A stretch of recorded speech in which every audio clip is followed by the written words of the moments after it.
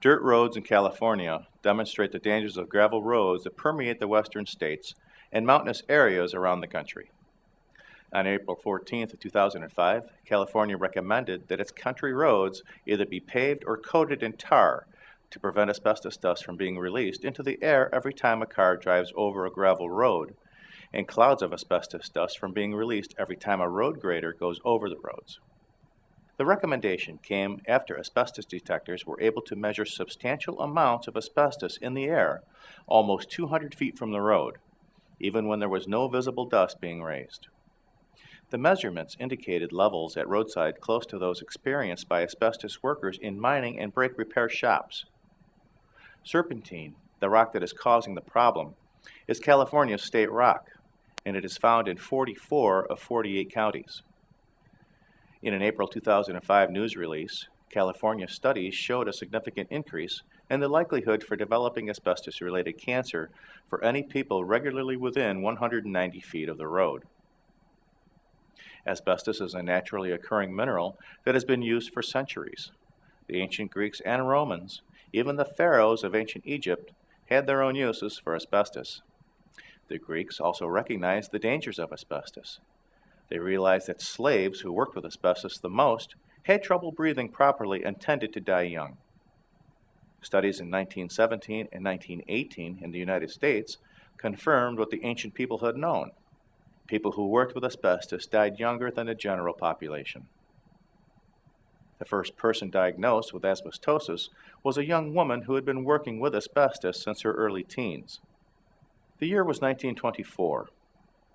Studies in England then confirmed that 25% of the asbestos workers showed some type of asbestos disease in their lungs.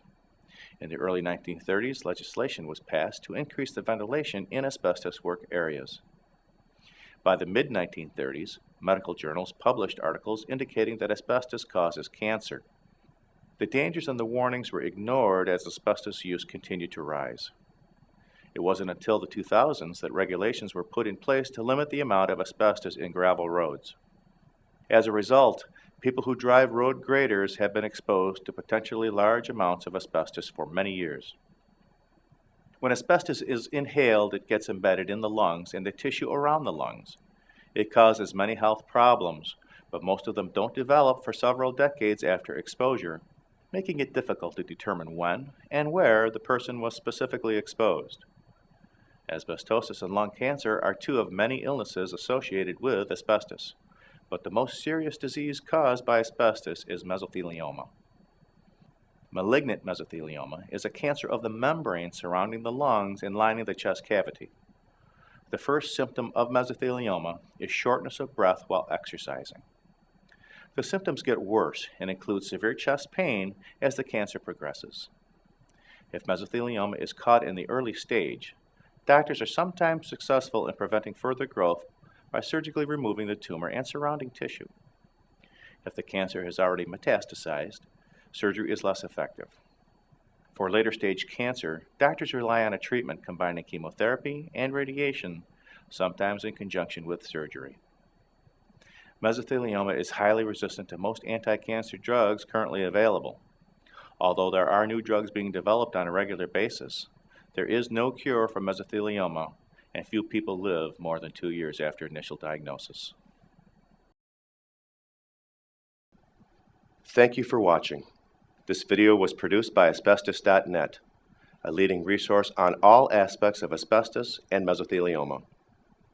Our priority is to inform victims about the devastating effects of asbestos exposure, mesothelioma, asbestos cancer, asbestosis, and other asbestos-related diseases, and to advise them with a wealth of information. Individuals whose lives have been touched by mesothelioma have numerous questions and concerns. Their caregivers and family members also need accurate, reliable information.